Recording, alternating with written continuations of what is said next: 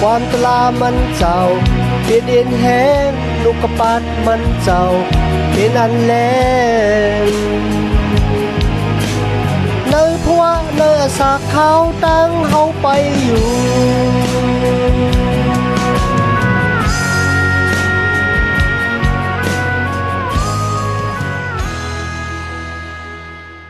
เมื่อสงค่า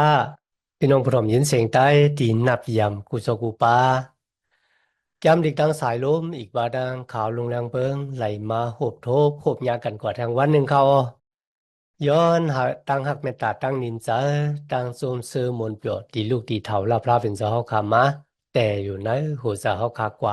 หางผ่าหางมันสิกรรมค่ะเนาะวันที่ป้นมาเฮาขาเห็นแก้มโยสู้มาถึงคานสี่ข้อ18ค่ะเนาะในวันที่บนมาเฮาขาเลยเห็นหูลองของชื่อจัดเจ้าคือมิวอิซิล่ามีตั้งอันจะเต็นจะตอดแต่ว่าก็บ่สังขลาบ่ไหนก็บ่ว่า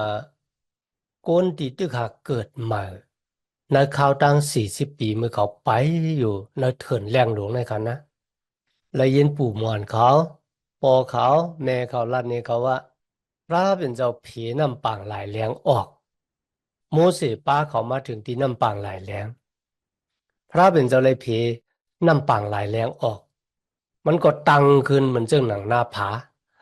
โกนมิวอิศิลาเขาก็ไปเข้ากว่าเนื้อลินแหงที่ปางหลายแรงลองทางที่เขาเลยยินวางกำเขาอับติมีดังถังเถอมามันเจ้าเต้นะครับนะโอ้ยการในวันเหมือนไงลูกอ่อนที่เกิดมาในข้าวตั้ง40ปีที่เขาไปอยู่ในเถินแรงลงเนี่ยเขาเลยหันแม่น้ำโยตานค่ะมือปะโลเหกไปลงกว่าจุกอยู่หิมผางน้ำก็แห้งค่ะนะมือปะโลเหกไปลงกว่าที่ผังน้ำโยก็เหยียบลงกว่าเนื้อน้ำน้ำก็เพออกน้ำก็กึดกว่าตั้งเหนือมันก็ขึ้นยิงกว่าขึ้นโยก็ตั้งในก็ลงกว่าที่ในพระเป็นเจ้ามีว่าเฮาปะโลเหกเนี่ยหามหีปิ้งยับตราพระเป็นเจ้ากว่าอยู่ที่กลางน้ำแม่น้ำโยตานเมื่อเขากว่าอยู่ที่ไหนค่ะโกนมิวอิซิลาเขาเลยไปข้ามแม่น้ำโยตานเนื้อลินแห้งพี่น้องพระเป็นเจ้ามีอมิ่งที่โยสูหรัดโกนมิวอิซิลา1 คืน 1 ก่อค่ะมาเก็บเอามากินนะแม่น้ำโยตานเนี่ยขึ้นกว่ากองไว้ที่ปางชาของเขานะคำขึ้นนะแทงกองหนึ่งซ้ำโยสูเอากองไว้ที่หิมตีนปะลอเหกที่เขาหามตึกตาปฏิเงินของพระเป็นเจ้าที่นั่นก็12 กองค่ะ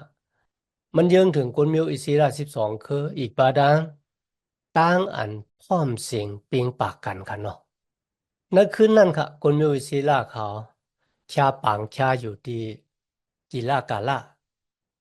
มักหิน12 หวยก็กองอยู่ในปางชาของเขาค่ะที่นายโยสุรัตน์นี่กุลมิวอิศิราทั้งหลายว่าก็ผู้สังเขาซ้ำเอาหมักหิน12 ก้อน12 ลูกมากองไว้ล่ะเพราะในจึงวันหนึ่งมือลูกของสูทั้งหลายถามว่าหมักหินที่กองไว้อยู่เนี่ยมันมีอธิแปรมันมีที่ปองว่าจึงหนังหรือพวกในจึงเขาสูทั้งหลายลัดนี่เขาสูรัดว่านั่นนั่นเป็นมืออันใหญ่แมดของพระเป็นเจ้าตีเฮ็ดทำแม่น้ำยอดตานแหงยอก็เขาโกนมิวอิศิลาทั้งหลายข้ามแม่น้ำยอดตานมาเหนือลินแหงเขาลูกหลานของเขาเลยรู้จักพระเป็นเจ้าผู้ใหญ่แม่และสูงสุดเขาเลยมีตั้งอยู่สิผู้ยำพระเป็นเจ้าโยสุวาอันนี้มันเป็นตาวุนปุนพรของก็ที่เป็นพ่อเป็นแม่ที่เตเอาอมวยภายวิ่งเงินอันนั้นก็เป็นตั้งเกกชอดคันนะในวันเมื่อไหร่ก็ที่อยู่มาตำจะเนจุยสู้เขาเอาอมวยภายวิ่งเงินที่เขาไล่ตูทุบตาหันมาเลยตูของดูเจ้าเก่านั่นค่ะนะลาดนี้ลูกหลานของดูเจ้าเก่าอันตั้งลาดนี้ก้นในหัวในเฮือนอันตั้งว่าพระเป็นเจ้าเดียวเฮ็ดวัดกูก่อยเนี่ยมีตั้งแปลกเปิงกันดังพระของก้นขนาอันเจิงหนังหือมีดังแปลกเปิงกันดังขุนหางสร้างทู่เจิงหนังหือปิ้งหยับตะลาของมันเจ้าสั่งสอนเฮาเจิงหนังหือเครื่องปลูกจอดที่เฮาหลุปลูกจอดบรรพระเป็นเจ้านั่นน่ะเป็นอีสังในเฮาสอนบรรลุหลานของเฮา ปุณดาวค่ะที่เป็นกุนอยู่มาตำเสนในจุยชูนวันเหมือนไหนค่ะมันมีความสอนปุณดาวจึงหนังหรือพวกไหนจึงเขาค่ะที่เป็นโปรเมเนี่ยหลูเลยเอา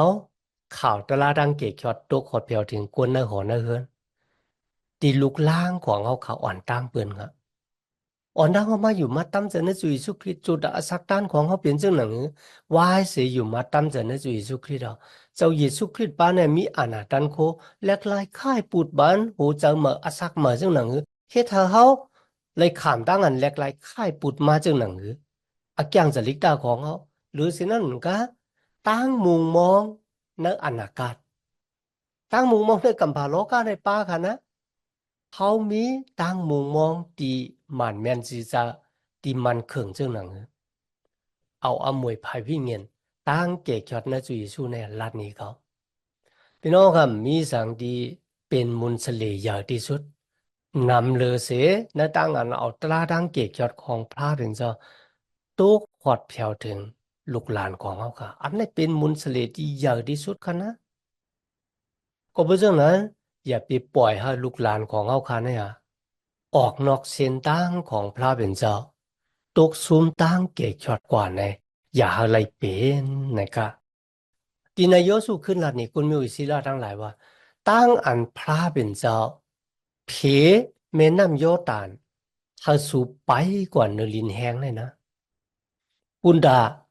โกนโลกาทั้งหลายเดลัยหูว่าพระเป็นเจ้าผู้ใหญ่แม้และสูงสุดของกนมิวอิสราเอลเนี่ยเป็นพระเป็นเจ้าที่ใหญ่แม้และสูงสุดเป็นพระเป็นเจ้าที่อาศักลิบอยู่หรือสินะนำกาปุณดาสูดังหลายเดลัยมีตังอยู่เสกูยำพระเป็นเจ้า จากแต่ขันนะในวันนั้นละคนมีอิสระหันว่าพระเป็นเจ้าอยู่จอมโมเสสจึงหนังเนี่ยพระเป็นเจ้าก็อยู่จอมโยซูจึงหนังนั้นเขามีตั้งอันอยู่เสกูยำพระเป็นเจ้าโยก็อยู่เสกูยำโยซูป้าเขาดีไหนคะคนมีอิสระทั้งหลายมีตั้งป่องแจงแรงใจเยาว่าตั้งอันพระเป็นเจ้าเพแม่น้ำยอร์ดานออกให้เขาข้ามกว่าเนี่ย พระเป็นเจ้าฮิตอากิวปองอากิวปุนดาเขากุ้ยมั้งคะมันเป็นตั้งอันปองอากิวปุนดากุนนั่งกำผาโลกาลงเนี่ยติเลยมาหูจักพระเจ็ดพระหมานกะซ้ำแทงลองหนึ่งที่เขาหลุเลยมัดหลุเลยตองนั่นก็ตั้งอันแม่น้ำยอร์ดานแข็งกว่าแล้วก็ยึงขึ้นกว่าทั้งเหนือขึ้นปอกในกันนะอ่ำจะลุยควันเต้าเหมือนเจ้าหนังโมเสสเพน้ำปานไหลออก กุ้ยกะลุยตึกตาปฏิเงียนของพระเป็นเจ้า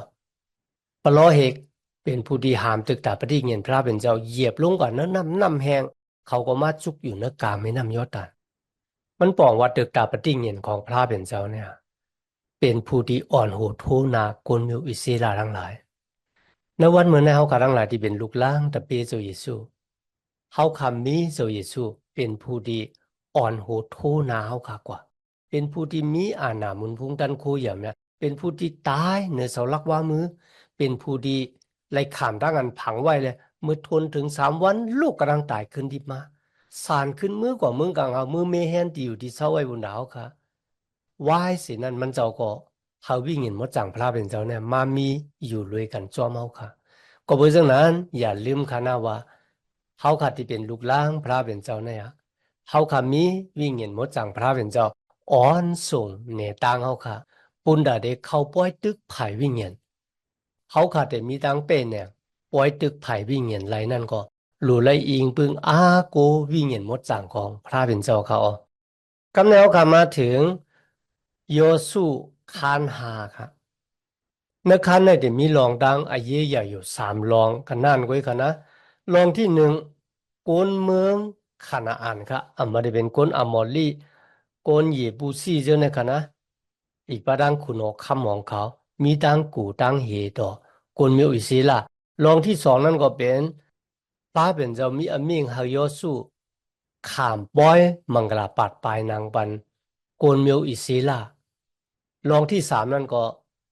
ตะหมันกางาพระเป็นเจ้าเป็นผู้ก้อนตับซึกกลมิวอิสีลาค่ะเขาคำมาโดยโยสุคานหาข้อที่1ในกันนะเมื่อเจ้ามุนยาคุณโอคัมของกุนอมอลีคุณโอคัมกูปาปาในเมืองขนาดได้ยินข่าวว่าพระเป็นเจ้าเลยเพแม่น้ำโยตาน要個後官廟意思啦，ขามาไหนเนี่ยเมื่อเขาเลยยินเอาไปเนาะเขาตกใจเลยตื่นเขากลัวเขาว่าเหมือนซึ่งก้นดิมมีควันอยู่ในตูค่ะนะแห้งตูเนี่ยมันเสียงมันหายกว่านั่งเริ่มหูเลยครับก็ผู้สังฆะก็เพื่อเขาถามว่าก้นมิวอิซิล่าเขาเต็มไปคามมาง่ายๆมันเป็นขิงฮือครับพี่น้องแม่น้ำโยตานเนี่ยน้ำบดโฮมผังล้วนผังมันออกมาก้นมิวอิซิล่าเขาเต็คามน้ำโยตานมาอะไรจังหนังหือก้นเป็นล้านสองล้านกันนะ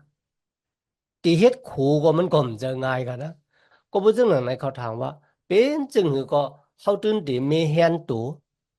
ปุนดาเดเปิดตึกกันดังก้นมิวอิซิล่า กูยกาพี่น้องกะกูจะจัดเจ้าคือในคามเมนำยอดตานมาเนี่ยมันนำจับเสียงกันดังๆเอ็นแห้งของกูสติปัญญาของกูตั้งเฮ็ดของกูกุยกับมันจับเสียงกันดังพระเป็นเจ้าผู้ที่อยู่เหนือสภาวะเขามีทั้งกูทั้งหีตกกูมีอิสระแต่เจ้าข้อที่สองกว่าครับพระเป็นเจ้ามีอมิงตียอสู้เนี่ยหากเอาหมักหินในคณะมาลักให้มันผาย อุนดาเดกว่าปาดกว่าถือของกลใจกันนะมันเป็นทุ่งพิงขามบ้อยมังกลาปัดปลายนางที่พระเป็นเจ้าไลเฮ็ดปอกันดังสุดจอมอับราฮัมมันมีที่บอกว่าเขาเป็นพระเป็นเจ้าของสู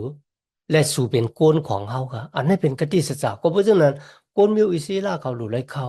มันบอกว่าในเขาทั้ง40 ปีเนี่ยลูกอ่อนที่เกิดมาใหม่เนี่ยมีพลังไล่เขาเหก็ค่ะก็เพราะฉะนั้นอันทั้งที่เขาได้กว่าเขาป้อยตึกกว่าหุบซิมอลเลียนดิกติสัจจะเนี่ยเขาหลุดเลยขามป้อยมังกรปัดไปนะเป็นกติสัจจะว่ามันเป็นปฏิญญาตราค่ะนะว่าพระเป็นเจ้าเป็นพระของเขาเขาก็เป็นโอนของพระเป็นเจ้ากุยกับมีหวังก็มีตังว่นจากใครเจ้าว่า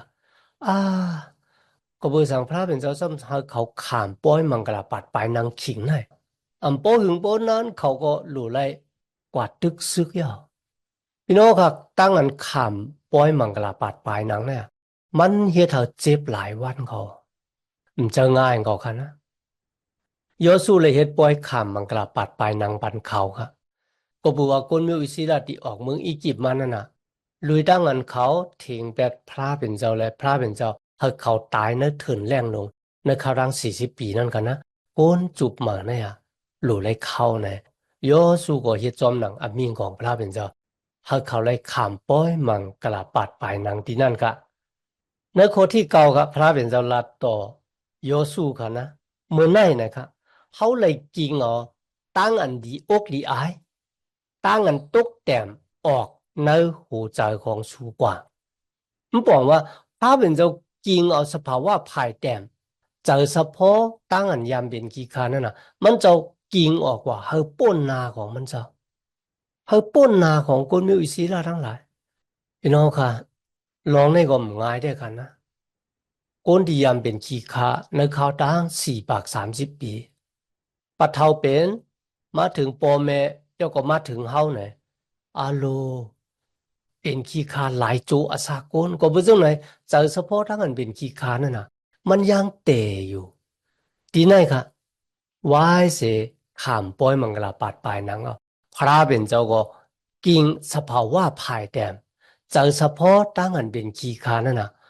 ออกในหัวใจของเขากว่า ความว่ากีฬากาล่ากินละกาเนี่ยมันบอกว่ายิงออกกว่าครับพี่น้องข้าเจ้าแต่ค่ะนะนักสมัยแก้มดิกพระเป็นเจ้าเล่าว่าจากเฉพาะเนื้อเลือดมันตึกโตกันดังผายวิญญาณจากเฉพาะเนื้อเลือดเท่านั้นครับมันตึกโตผายวิญญาณอยู่ดาสิก็เป็นเรื่องนั้นครับเขาขาดลุยปันอักขว้างเขาวิญญาณมดจังพระเป็นเจ้ามาอุปปึงพองงำในสุตตาสักของเขาวิญญาณมดจังเจ้าเนี่ยกิงจากเฉพาะผายตัวกายาจากเฉพาะเนื้อเลือดเนี่ยออกในจุดาสักของเขากว่าเขาจากเฉพาะผายวิญญาณของพระเป็นเจ้าอุปปึงพองงำอยู่ในจุดาสักของเขาก็บัวสภาวะภายแต้มจากเฉพาะเนื้อเลือดของกูเนี่ยมันมีอันลีเสียมิวค่ะนะ tìm lùi ba đang chờ là mắc lốp ha chờ mà na bèn xuống chờ làm xây cầm chờ nục chờ tư chờ quỳ chờ mức chờ lương chờขี้kia ta chờ trắng bờ này anh ấyเป็นสภาวะภายแต้มมีอยู่นะจะเฉพาะเนื้อเลือดของคนกูก็เป็นเรื่องหนึ่งไหนเมื่อเขาขามาอยู่มาตั้มเจอในจุยสุคริตเนี่ยเจ้าเยซูคริสต์สุกปวดล่างออกกว่าลุยเลือนแมดของจุยสุคริสต์มันจะสุกปวดล่างสภาวะภายแต้มจะเฉพาะเนื้อเลือดเนี่ยออกกว่าโอ้ยก็หวังบอกมันยังเข้ามาอยู่กันนะมันเข้าตึกกันดังวิ่งเห็นมดจังของพระเป็นเจ้าอยู่พี่น้องค่ะอ่านด้วยนะกาลาติคัน5:17ค่ะจะเฉพาะเนื้อเลือดเนี่ยมันเป็นยานสู่ภายวิ่งเห็นเขาอ่ะว่าเสกุลมิวอิสิลาขามป้อยมังกลาปัดปลายหนังยาวเขาซ้ำเฮ็ดป้อยปัสสขาแทงค่ะพี่น้องค่ะตรงกันนะปัสสขาก่อนตั้งที่พระเป็นเจ้าดิป้าเขาออกเมืองอียิปต์มาที่ให้เขาแหมสู้ตาย1 ตัวให้เขายางกินปอยก็มีแฮนตู่แฮนคิงเฮ็ดเขามุนไหนก็เลยเสือยิดเลยเสือจื้อแปลงมันค่ะนะยก็เลยกินผักโขมหัดเอวเปิ้ลค่ะนะมีแฮนพร้อมเนี่ยในคืนนั้นมือตะมันกลางเอาบรรณาหน้ามาค่ะนะ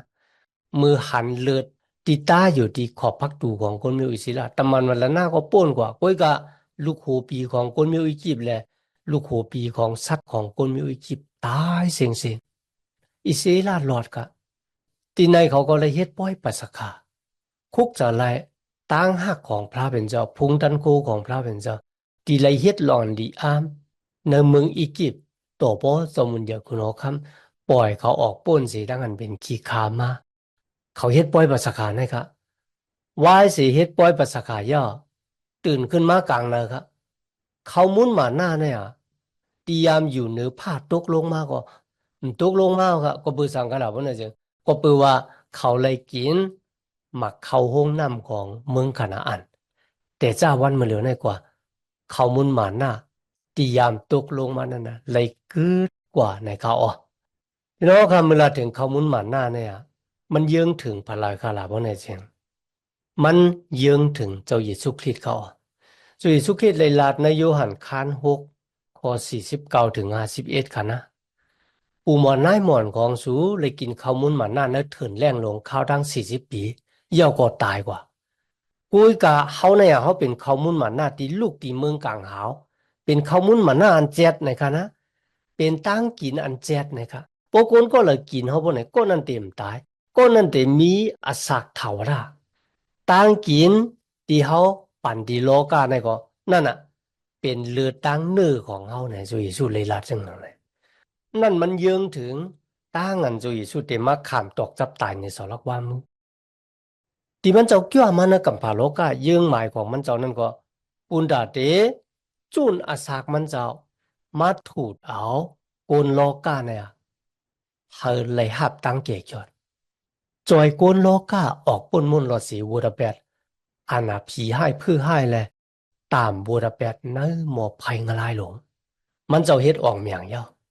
เขาคำมีดังนั้นต่างเกจูพระเป็นเจ้าวันเมื่อไหร่ค่ะพี่น้องค่ะเลยตอนห้าว่าจุยสู้เป็นเจ้าเกกจอดเอาคันนะเพราะว่าไปได้ตอนห้าเอาจุยสู้บนในเจิงให้ตอนห้ามันเจ้ามาเป็นเจ้าเกกจอดของเขาจุดอาสาเขาเต็มเหมือนเก่าแต่มีตั้งหลากหลายค่ายปูดตีลีเสอ่อนตอนเสียเก่ามีจุดอาสามีแห้งสามีตั้งมุงมองมีตั้งหักขันเนื้อตั้งอันที่อาสาลิบอยู่ในโลกาว่าให้เสียตายออกโลกาในกว่าเนี่ยก็มีดีมุงทามองทาค่ะอ๋อกำเนิดมาถึงลองลื่นสุดค่ะขิงกลางเนินนึงค่ะยอสู้ก็ตื่นขึ้นมายอก็ตุ้ยกว่าเนื้อปางชาหันกลมิวอิศิลาทั้งหลายพดเต็มลงกว่าเสียงค่ะคือมันตุ้ยกว่าทั้งนอกค่ะมันหันมีกลก็หนึ่งค่ะนะจักแล้วมันออกมายอก็จุกอยู่ยอสู้ก็ไปกว่าจุกก็นายอถามว่าสู้เป็นคนที่อยู่ภายเฮาห้านั้นก็สู้อยู่ภายยันสู่ของเฮาเนี่ยนั่นเป็นตำนานกลางเฮาของพระเป็นเจ้ากันนะมีเสียหวังป้าลาดว่านั่นเป็นเจ้าเยซูคริสต์ในกันนะตำนานกลางเฮาขึ้นลาดิโยสู้ว่าเจ้านะครับเขาเป็นผู้ก่อนตับศึกของพระเป็นเจ้าเนี่ยฮัลโหลพี่น้องค่ะหวังกำโยสู้อับติบุญเจ้าใครเจ้าว่าสุ่มหู้ห้าขาเนี่ย เป็นผู้ก้อนตับซึกหลวงของกวนมิวอิศิลาที่พระเป็นเจ้าต่างไว้ในกันนะกุยกันในขิงในกันนะโยสู้หู้กำเหลียวว่าเขามันจะผู้ก้อนตับซึกหลวงกุยกะเขามีพระเป็นเจ้าที่เป็นผู้ก้อนตับซึกหลวงกวนมิวอิศิลาเขาเป็นก็ติดตามเจ้าก้อนตับซึกหลวงกันนานกุยในกันนะจอมหนังเดียวเขาหู้กันนะวายเสนนั่นนะมือพระเป็นเจ้ามีอมิงว่าฮัสูไปหอบเวียงยิริโค1 วัน 1หอบวันที่7ถ้าไป7หอบเนี่ยนั่นมันบอกว่าผู้ก้อนตับซึกหลวงนั่นมันจะยอสู้กูก็เป็นพระเป็นเจ้าที่มันจะปันก็ที่จะว่าอย่าไปกูเขามีตั้งแข็งแห้งเลยหันตาเขาเดกว่าตั้งนาสูเขาเดอยู่ซ้อมสูเขาเดเขาสูเป็นเนี่ยเขาเดมเปแบบเถียงแบบสูเนี่ยมันจะแต่กันนะมือตะมันกลางเอาพระเป็นเจ้าลาดว่าเขาเป็นผู้ก้อนตับซึกหลวงพระเป็นเจ้าเนี่ยยอสู้ก็ปุบเข่าลงเฮ็ดวัดกูก่อยตะมันกลางเอาพระเป็นเจ้ายอดถามว่าเจ้าข้ามีลูกข้าเฮ็ดอีสังเนี่ยค่ะที่นั่นตะมันกลางเอาลาดที่มันว่าเฮามาถอดซอกดินมือออกที่นั่นค่ะนะตะมันกลางเอาขึ้นลาดที่ยอสู้ว่าเฮามาถอดซอกดินของมือออกพี่น้องค่ะต้องค่ะเนาะมือโมเสสขึ้นกว่าดิน100 ซีนานั่นนะมันหันยุ่มไม้ที่มีไผ่ไม้อยู่กุยก็ยุ่มไม้ซ้ำมันไม้มือมันเข้ากว่าจำเจ้าค่ะพระเป็นเจ้าห้องจือมันโมเสสเนี่ยมันก็ถามว่าเจ้าเป็นพระตีนั้นพระเป็นเจ้าก็ลาตีมันว่าตีนั่นเป็นตีมดสั่งเขาซะเขามาถอดซอกดินมาออกตีนั่นก็เหมือนกันบอกในมันบอกว่าพระเป็นเจ้าไล่ต่างยอสู้เขาเป็นผู้อ่อนโหของกุนมิวอิศิลาเขาเป็นผู้ก้อนตับซึกหลงเขามีลุยดังอันมีพระเป็นเจ้าเป็นผู้ดีอยู่ลุยซ้อมเขามีดังอันต่างกี้สู่พระเป็นเจ้าแต่ในวันเหมือนเนี่ยเอาข้าทั้งหลายที่เป็นลูกหลานตะเปของเจ้าเยซูเนี่ยพระเป็นเจ้าเลยเลิกเก้เผาขามาจอยเฮาขาออกป้นมนหลอดเสตั้งรับสิ่งค่ายเฮาขามาอยู่ในตั้งแรงของมันเจ้าอำมาตีอยู่ที่ละตีกว่าที่ละตีเฮ็ดที่สังมีพระเป็นเจ้ามีอยู่เลยซ้อมเฮาอ่อนส่งในตั้งเฮาคาตาเสเลยวิ่งเงินมดจังของมันเจ้ามีดังนั้นต่างเกซูยันนะในวันเหมือนในที่พี่น้องเฮาค่ะมาเห็นแกมหลีกกว่าซ้อมกันย้อนหาตั้งหักเมตตาตั้งนิมเจอ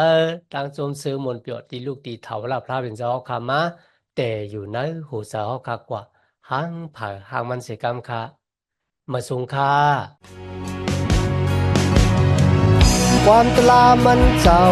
เป็นเอ็นแห้งลูกกระปัดมันเจ้าเป็นอันแลงเนยพัวเนยสากเขาตั้งเฮาไปอยู่